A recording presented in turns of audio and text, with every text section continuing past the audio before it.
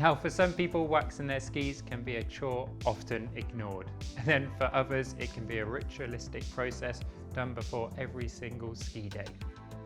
Whatever category you fall in, it's worth knowing the ins and outs of waxing your skis and how to get the best out of the bases.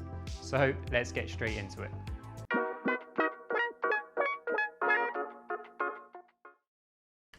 Firstly, it's worth noting that if you're waxing your skis indoors, then make sure you have good ventilation in the room that you're doing it in. So open out all of the windows and get some ventilation going.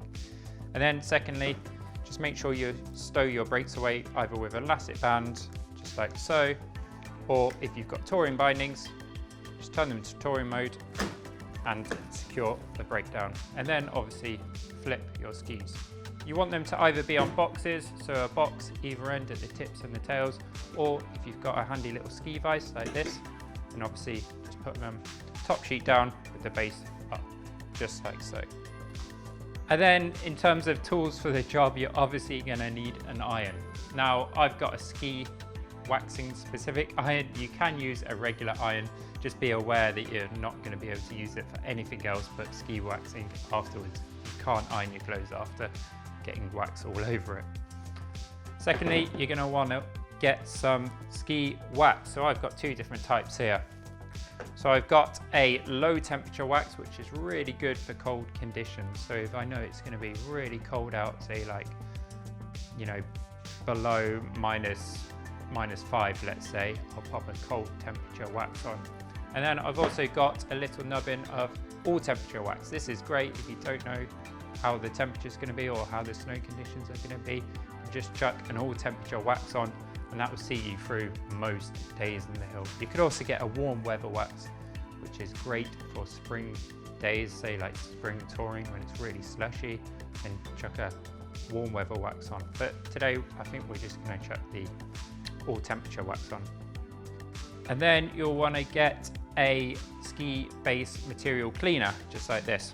And ski base material cleaner will clean out any old wax debris and residue from your base, and it will really open up the pores of the plastic base material, so it can really absorb all the wax deep inside the base. And then a little cloth to wipe all of the base cleaner in with. Talked about it before, but if you don't have one already, grab some elastic bands to secure the brakes, a plastic scraper or a metal scraper, depending on your preference. I'll talk about it a little later, but obviously plastic scrapers are the favorite. They normally have a little edge scraping tool as well, right on the edge. You can use a metal scraper. I like to use a metal scraper sometimes. Just make sure you keep it flat on the base when you're scraping. But again, I'll talk about that later. Otherwise, we'll start with just getting our bases totally cleaned, prepped and ready with our base cleaning material. So once you've got the base cleaning chemical on your cloth, just give it your bases a good wipe over, and this will just clean out any old wax found on the skis and any dirt. It will stop any dirt getting ingrained in on the base when you do come to wax them.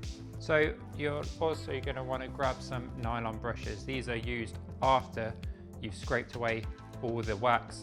They really help to rub the wax in and get it nicely set into the base. So I have a coarser brush and a finer brush. I'll talk about what these do afterwards, once we scraped all the wax away. Now we're going to get the waxing iron plugged in. And then we've got our iron plugged in, as you can see, and set to the temperature. I've set it at 130. This is good so that it melts the wax, but also doesn't melt your ski base at all. Once the iron's at temperature, we can then take our ski wax. And then working from tip to tail, we're basically going to press the ski wax to the iron until it starts melting and dripping down the sides. And just like a snake, we're going to work our way all the way down the base, dripping the wax onto the base. We'll do one pass and then come from the tails all the way back up to the tips. So it will create sort of a snake-like pattern all the way down.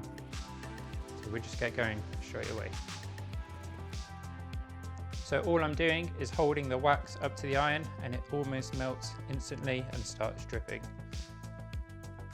I'm not going to put too much wax on, but it's a good deal. I don't want to be scraping the wax off all day, yet I do want to get good coverage across the whole base. So that's one pass done. I'm just going to do the second pass now.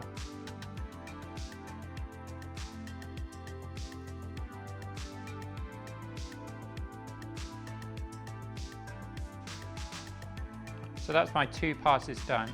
If I do see any areas of the base that are sort of short of a bit of wax, then I can just hold my wax there again and just fill them in if I need. But like I said, if you do put too much wax on, then you're going to be scraping all day, so don't go wild with the wax. So once I'm happy with the amount of wax that I've dripped onto the base itself, I'm then essentially going to start ironing the wax into my skis. What this really does is warms up the base and obviously warms up the wax so it melts, and then the base material becomes even more porous, so the wax can start sinking into that base material and really hold on to it and give the base material good glide. So again, we're going to start from the tips. I like to hold the iron to the side so it almost covers the whole base. It doesn't really cover the whole of the tip, but I can move it side to side. And then I'm just going to work from tip to tail and make sure I have good coverage of the whole base, just by moving the iron up and down until I see the wax start to melt. And as you can see, I'm always moving the iron.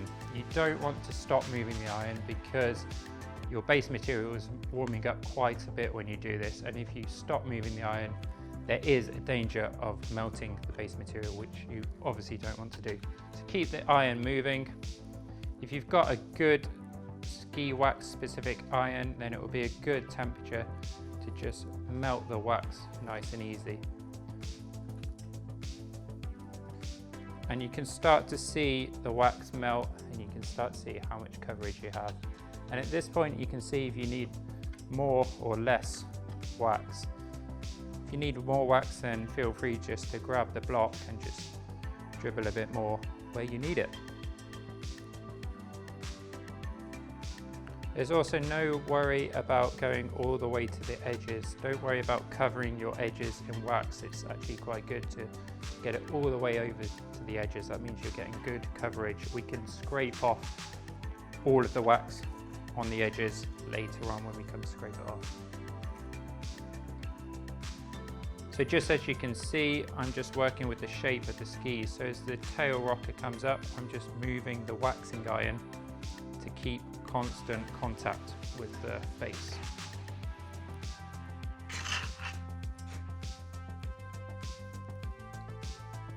Then as you start to see it melt, you'll start to see if you have or haven't covered all the area.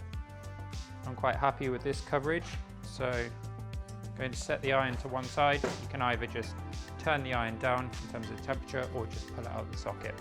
And this is the ski waxed essentially. We're just going to set this to one side to let it cool down. If you're waxing outside, then bring the skis into room temperature so that they can slowly start to cool down. You don't want a really fast cooling down period, so bring it into room temperature if you can and just let it cool down in the room. So we'll give that a few minutes and then we'll talk about scraping it off.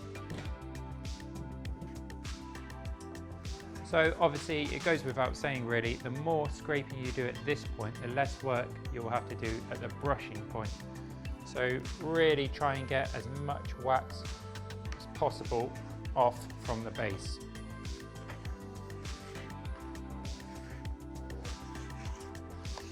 So with a bit of work, you should get a nice smooth base from your scraper.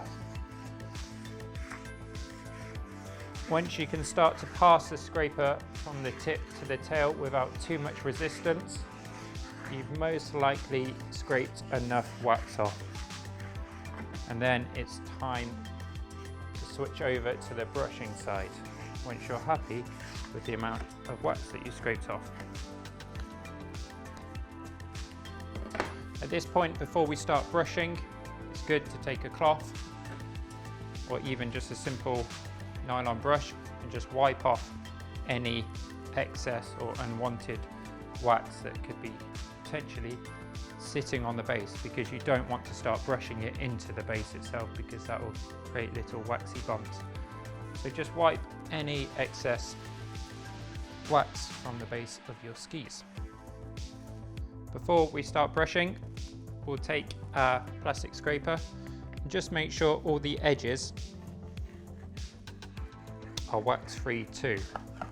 Like I said in the introduction, most scrapers will have a little notch cut out of the side, just like that one there. You can just pop it on the edge and just run it up and down, and you'll see the wax coming off.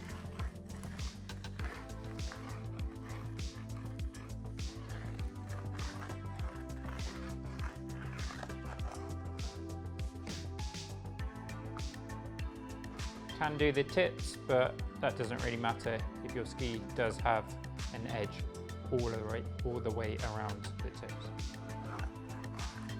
Once the edges are free of wax and I'm happy with how they feel, I'm going to then give it one more once over with a cloth or just a simple brush. Make sure it's fully wax free. And then we can turn to the brushing stage. So I've got two brushes here. It's good for you to get two brushes too. So I've got a firmer brush, nylon brush, and then a very soft brush.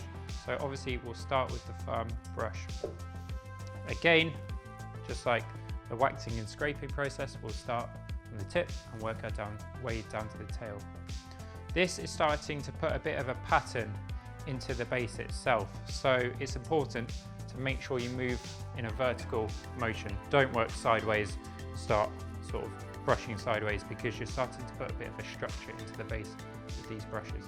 So starting at the tips, keep even pressure on the brush and start brushing it down.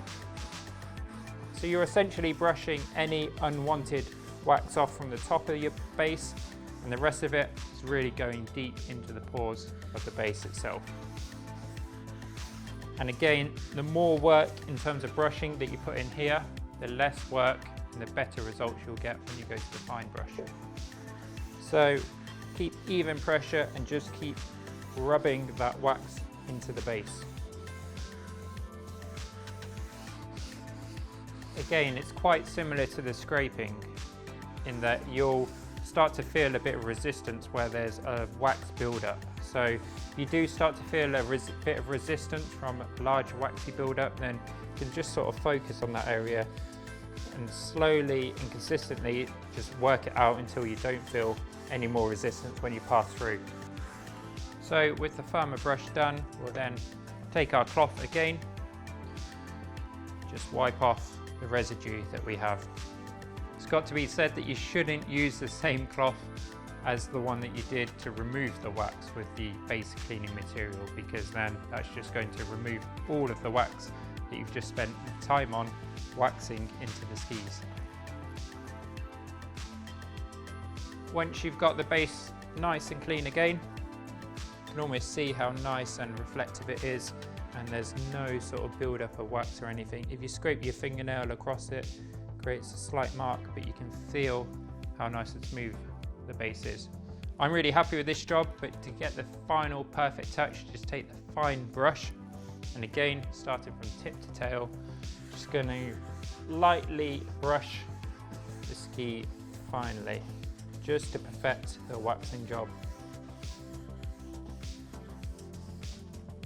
Finally, again, take the cleaning cloth and just wipe down all the excess wax, give it a nice finish. And there you go, that is a fully waxed pair of skis. As you can see, there's a nice glossy finish to the base. And then you can also see that there's good coverage throughout. There's no gaps, there's no dull spots or matte sort of looking areas. It's all nice and glossy to show that it's all taken the wax in perfectly. So I hope you found that video useful. If you do have any questions on waxing a pair of skis, then just pop a comment below and I'll try to answer it as soon as possible. And if you're ready to buy some ski maintenance materials like the tools and the waxing iron and things like that, then just head over to our friends at Surf Dome and check out their range. I'll pop a link down in the comments below to the Surf Dome site. Otherwise, see you later. Bye bye.